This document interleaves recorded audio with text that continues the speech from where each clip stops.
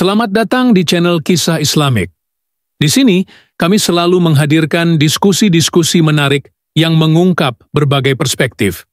Pada episode kali ini, kita akan menyaksikan debat sengit antara dua tokoh terkemuka dalam dunia agama. Pendeta Ezra Soru, seorang pendeta Kristen yang berpengalaman, dan Ustadz Yahya Waloni, seorang ulama yang dikenal dengan pandangannya yang kritis terhadap keyakinan lain, akan saling beradu argumen dalam topik yang sangat menarik dan penuh kontroversi. Apakah Yesus dan Nabi Isa itu pribadi yang sama atau berbeda? Siapakah yang akan memenangkan debat ini? Saksikan hingga akhir dan temukan jawabannya. Apakah Yesus dan Isa sama? Dia bilang nggak sama dong. Yesus kan lahirnya di kandang, itu lahirnya di bawah pohon korma. Yesus dengan Isa itu adalah pribadi berbeda. Tapi pikirkan juga sejumlah persamaan. Karena Isa di dalam Quran itu mamanya nama Maryam atau Maria, bapaknya juga nama Yusuf. Kalau menemukan dua orang yang mamanya nama sama, itu masih masuk akal. Tapi mama dan bapaknya namanya sama, dengan rentetan peristiwa-peristiwa yang kesamaan ini nih, kenapa bisa terjadi? Lagi pula dari sudut bahasa, kita mengenal namanya korespondensi fonetik, hubungan bahasa antara ullah, ilah, Allah, Eloah, itu punya hubungan semua. Karena apalagi serumpun antara bahasa Ibrani dengan bahasa Arab, rumpunnya sama, rumpun bahasa Semitik dari jalurnya anaknya Nuh, Sem itu loh. Abodah dalam bahasa Ibrani sampai di Arab menjadi ibadah, sampai Indonesia menjadi ibadah. Kados bahasa Ibrani sampai ke Arab jadi kudus, sampai ke kita jadi kudus. Di bahasa Ibrani itu neraka itu Gehenna. Dari Gehenna sampai ke Arab, kalau Arab tuh G di Ibrani jadi J, makanya Hagar jadi Hajar, Gabriel menjadi Jibril. Maka Gehenna itu di Arab menjadi Jahana. Jahana sampai ke Indonesia jadi Jahanam. Makanya neraka Jahanam, betul ya. Nah, itu ada hubungan bunyi. Isa dengan, ingat ya, Yesus itu nama Yunani Yesus. Nama Ibraninya tuh Yosua. Yosua tuh Yesus itu. Kalau Yosua boleh, kenapa Yesus nggak boleh? Ya, yang penting jangan Yesus Kristus saja, ya toh. Karena kalau dikasih nama Yesus Kristus, tiba-tiba dia mabok dan ditangkap masuk penjara, koran menerbitkan Yesus Kristus ditangkap. Nah, itu kan jadi kacau itu ya. Yosua menjadi Yesus, Yesus menjadi Isa, atau Isa Yasu, itu ada hubungannya. Karena Yosua itu bisa Hosea, Isaya, itu menjadi Isa.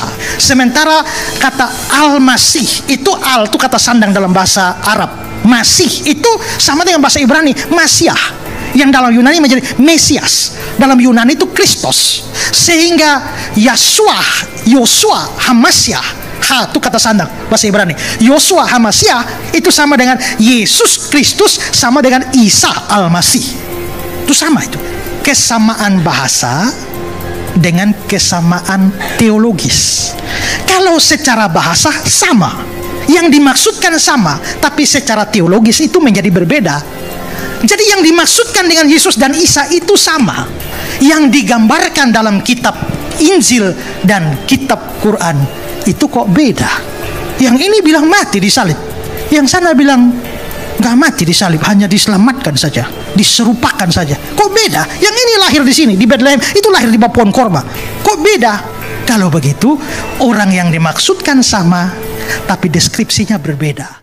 Orang yang sholat dan bayar zakat, Islam atau Kristen? Mukmin atau kafir?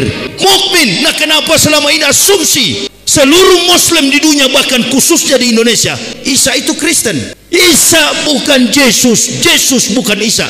Jangan sekali-kali kalau saya jadi debat dengan para pendeta, saya tidak pernah mengidentikan Tuhan Kristen bernama Yesus Kristus itu dengan pribadi Isa Al-Masih. Baik dalam gambaran secara antropomorfistis, dalam bentuk-bentuk antropos, tubuh, postur tubuh, sulit digambarkan mana Al-Masih itu.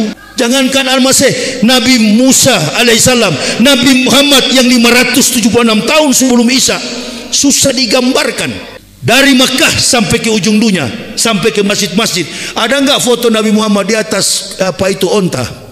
Ada nggak foto Nabi Muhammad dipeluk ibunya? Apa tuh yang menyusui 4 tahun? Holimatus Sa'diyah, anak saya yang terakhir yang perempuan. Itu namanya Khalimatus Sa'diyah. Saya kasih nama itu, yang menyusui Nabi tercinta Rasulullah Muhammad sallallahu alaihi wasallam. Ada enggak foto Rasulullah? Sedangkan foto Nabi Muhammad yang 500 konon rentang waktunya lebih mudah daripada Al-Masih, enggak ada fotonya. Bagaimana mungkin Al-Masih ada foto? Hei, foto siapa?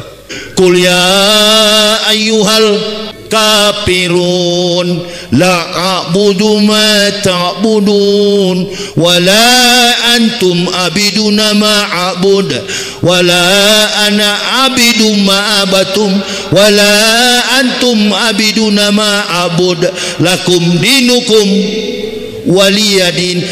Yesus Kristus adalah Tuhan kalian, Isa Al-Masih Nabi kita. Konsepkan itu dalam pikiran kita. Amin ya Allah ya Rabbal.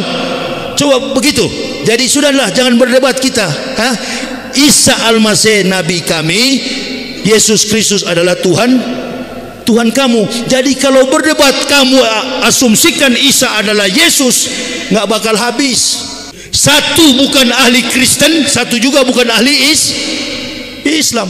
Enggak, mereka berdebat itu. Kalau Bapak mau tahu, panggil profesor Kristen dan Islam. Perdebatan mereka cuma di atas teori yang tertulis. Apa namanya? Perdebatan alegoris. Tanya dosen bahasa di sini. Saya nggak pernah tanggapi. Nggak pernah saya tanggapi fitnah apapun yang mereka buang ke publik. Saya nggak pernah, karena kelasnya sudah jauh. Kalau mau berdebat, selipkan dulu. Ingat, kita orang Islam mengakui Isa sebagai Nabi. Qala ini Abdullah ataniyal kitabah wa ja'alani nabiyah. Sekali lagi, wa ja'alani nabiyah. Allah mengutus aku sebagai seorang nabi, bukan sebagai Tuhan. Nah, baru-baru berdoa bahasa Ibrani, Abinu seba samayem yitkada semeka tabu malkuteka yasresoneka kaaser gaambares etlem huken uten lanu hayom. Itu bahasa Ibrani. Abinu seba samayem, Bapa kami yang di surga. Doa Bapa kami. Katanya Yesus itu Tuhan, dia berdoa kepada Bapa yang mana lagi?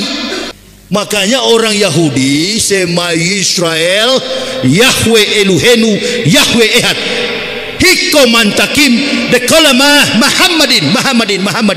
Dari dulu saya sampaikan begini, KPU itu ya bohong, dia pembohong. Hikomantakim Dekolama Muhammadin yang mengatakan nama Nabi tercinta Rasulullah Muhammad sallallahu alaihi wasallam. Yahudi pada Wailing Wall, tembok ratapan. Terungkap sekarang, manusia hidup sekarang ini seperti akuarium, ikan di dalam akuarium. Segala hal terungkap. Betulkah Nabi Muhammad disebut-sebut dalam doa ketika orang Yahudi meratap pada tembok ratapan?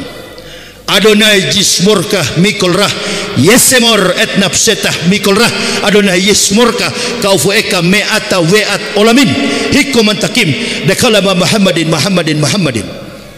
Bukan Muhammadin. Dari dulu sudah saya sampaikan, umat Islam semua tenggelam. Ada yang percaya? Ini kalau berdebat nggak kelas. Saya sudah nonton mereka berdebat itu.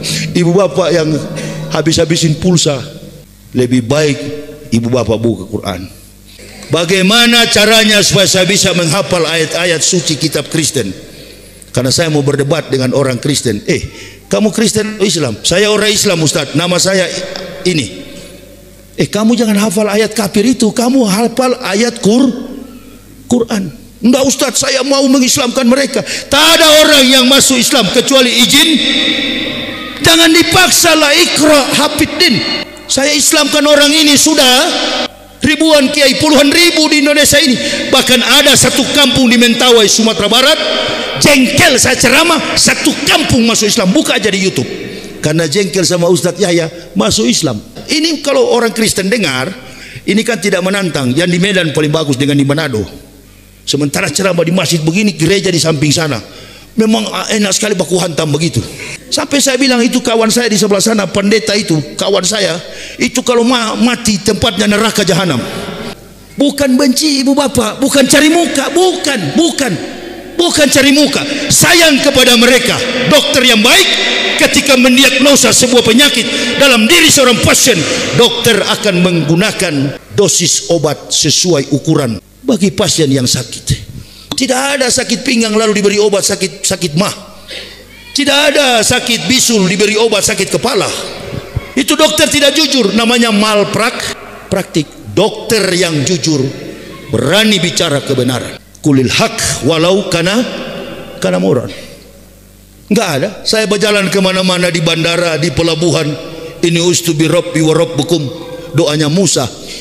Ya Allah, lindungi saya, lindungi diri saya dalam perjalanan, berikan saya kekuatan. Jadi saya tidur sudah terbiasa ke kanan begini. Dia sapa dari belakang, siapa pasiennya? Coba saya lihat. Kaget dia. Masya Allah, ini Ustadz Yahya Waloni. Bilang Ustadz Yahya Waloni, satu pesawat situ langsung beberapa orang yang kenal langsung keluar. Tapi bukan cuma Islam di dalam pesawat itu, karena pesawat itu tidak ditulis ini pesawat Muslim. Mungkin yang kafir dengar, alhamdulillah, bagus mati kau di situ. Pasti doanya begitu, pasti dia ketawa. Kalau bisa WA, karena handphone mati, dia sudah WA pendetanya. Ini Yahya sudah mau mati di atas pesawat. Berdiri dia, berdiri. Ya, dari Kristen saya adalah pendeta, tukang pidato. Tidak bisa dibujuk saya. Saya kalau sudah prinsip sebagai pembicara, sebagai tukang pidato, di Kristen saya pendeta Kristen, begitu masuk Islam jadi pendeta Islam, bukan ustadz, bukan ulama. Ulama ya beliau tadi, saya bukan ulama, saya bukan pemberi ilmu, saya hanyalah pemberi motivasi. Ibarat handphone saya hanya charger, tapi semahal setinggi apapun harga ibu bapak handphonenya, satu kelak kalau lowbat baterainya suak pasti memunculkan charger. Nah, saya ini adalah charger. Kata beliau tadi, Ustadz, berikan motivasi kepada semua jamaah, terutama nih ustadz muda. Jadi incaran betul-betul kalian ini, ulama-ulama ini, ya. Jadi incaran. Bukan kita tidak suka kepada pemerintah. Ulama dan umaro adalah mitra seperjalanan, tapi menuju pada kebaikan. Kalau tujuannya baik bagi Islam, gabung. Tapi haram bagi seorang ulama untuk menginjak rumah dinas. Jangan pernah datang ke rumah dinas. Saya dibawa kemarin di rumah Pak Edi, bukan rumah dinas. Beliau sudah turun dulu dari Gubernur Sumatera Utara kemarin, ya. Itu rumah pribadinya di Deli Tua, bukan rumah dinas. Haram kaki seorang ulama mendatangi rumah pejabat yang datang ke rumah ulama. Kita ini di Pulau Jawa saya lihat ada yang satu yang gondrong itu, yang suka bagi-bagi. Begini tabal tuh uang-uang itu, setelah disorot oleh kamera. Itu kan bukan uang saya hanya membagikan. Sudahlah kawan, kalau sudah begitu gitu, sudah. Itu kalau ibu bapak mau kaya jadi ustadz begitu. Ya, ini muda-muda ini, kalau kalian mau jadi kaya, handphonenya mahal begitu. Jilat supaya hati-hati. Hukuman paling berat itu bukan pejabat. Hukuman paling berat itu adalah ustadz, tukang ceramah. Jangan ngaku, saya ngaku bukan ahli ilmu. Kalau mau butuh ilmu, tunggu Ustadz Abdul Somad. Itu memang dia belajar ilmu Islam di Mekah. Dia belajar ilmu Islam di Mesir. Dia belajar ilmu Islam di Kairo. Jadi tanyakan ke Ustadz Abdul Somad. Itu jago-jago ilmu. Ustadz Somad itu yang banyak ilmu. Kalau Yahya Waloni tidak. Saya cuma motivator. Diharapkan 10 tahun 20 tahun Yahya di penjara, cuma 5 bulan. Nyawa dan diriku ini di tangan, di dalam genggaman kekuatan Allah subhanahu wa ta'ala. Makanya kalau Allah mau bekerja dalam diri kita, jangan mengandalkan makhluk, ya, jalan saja. Pernah saya ceramah dari Madura, baru masuk Islam, babuku kami di Belige, namanya Belige. Pergi 80 km dari pasar apa itu, Sampang atau apa, masuk ke dalam acara haulan di Madura. Begitu habis acara saya bilang, silakan bagi yang berminat membeli buku saya. Apa kata kiainya? Ustadz, di sini jamaahnya buta-buta huruf. Kawan, satu biji pun tidak ada yang laku. Marah ini harim saya, istri saya marah pulang. Dia bilang, kamu ketawa-ketawa ya. Kalau kita menyeberang dari Apa itu? Dulu belum ada jembatan itu, apa namanya? Dari Suramadu, belum. Dulu naik ferry. Dia bilang, kamu ketawa-ketawa Pak. Kata, ini bini saya ini yang datang sekarang. Nanti kalau mobil kita mogok, pakai kencingmu. Karena uang jalan kami tinggal amplop yang dikasih dengan sisa uang sedikit dari Jakarta. Sudah kawan, jangan khawatir begitu, ini Islam. Sudah, sebentar, saya turun dulu. Mau kemana Pak? Saya mau kencing. Saya turun ke masjid sebentar, saya ambil 2 rakaat. Padahal saya baru habis sholat zuhur, siang kami pulang. Kalau dihitung-hitung dengan amplop itu, wah nggak cukup ini kami pulang. Ya 1 biji pun ada yang beli. Saya hibahkan kepada kiai 1 biji. Saya pergi ke masjid, saya banting 2 rakaat di situ. Sholat. Hanya pendek doa saya. Bukan saya ya Allah, bini saya. Dia khawatir kita nggak punya apa-apa. Jangan permalukan iman kami di hadapan orang kafir dan orang munafik. Pelihara kami. Keluar kami turun dari pelabuhan, lewat jalan Darmo, bertemu pengurus masjid Al-Falah Darmo, Surabaya. Pertama kali saya berdakwah di Surabaya. Ustadz Yahya ini kan, tergantung siapa yang tanya, saya bilang, saya ini Ustadz orang Makassar separuh, ibu saya orang Jawa. Saya pengurus masjid terbesar kedua setelah masjid Masjid Nasional Al-Akbar kalau apa di Waru. Ustadz, boleh nggak kita bawa ke masjid Darmo? Ustadz bikin tausiah. 1 mobil buku itu dibayar oleh cuma dibayar oleh 1 orang. Kau tadi mau menangis tadi pagi kan? Kau lihat saya itu uang itu, bukan uang dikasih cek berapa ratus juta itu, lebih daripada harga buku. Menangis lagi kamu? Iya Pak, saya menangis karena merasa bersalah.